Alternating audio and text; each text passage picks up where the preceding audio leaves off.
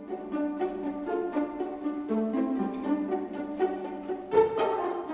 so pleased that the New York Philharmonic Orchestra will be coming 3 times over the next 5 years in special residencies. They love coming to a university campus, and this is a place for them to try out new ideas, to have their principal players doing master classes for our students.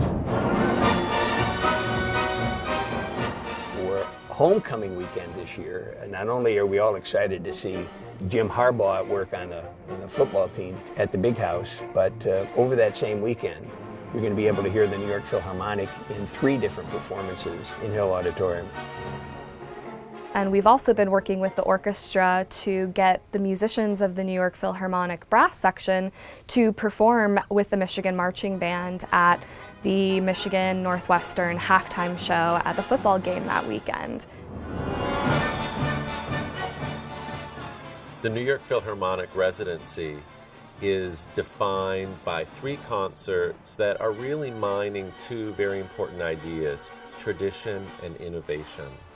Tradition in the sense that the New York Philharmonic, as essentially our national orchestra or orchestra of record, has an illustrious and important treasure trove in its history closet.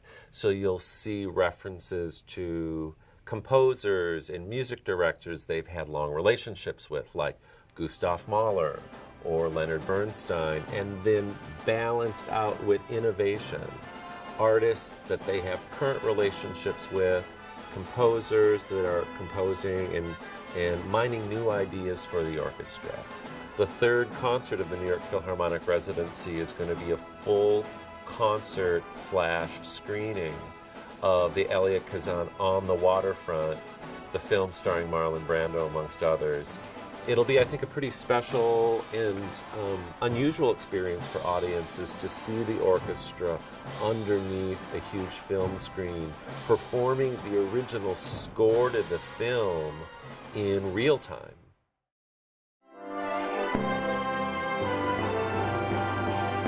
Other old friends that are visiting UMS as part of the 137th Choral Union Series include the Chicago Symphony, with their music director Riccardo Muti performing Beethoven and Mahler again. Pinchas Zuckerman will be coming as both conductor and violinist with the Royal Philharmonic Orchestra. We also have the return of the great Norwegian concert pianist Leif Ove Ansnes, who will be giving a concert of Beethoven and Sibelius, among other composers. Any great UMS Choral Union series also features debuts, artists that have never been to Ann Arbor and probably to Michigan before. This season is no difference or no departure in that regard. We're hosting the first concert in Michigan by a relatively young Russian-German pianist named Igor Levit.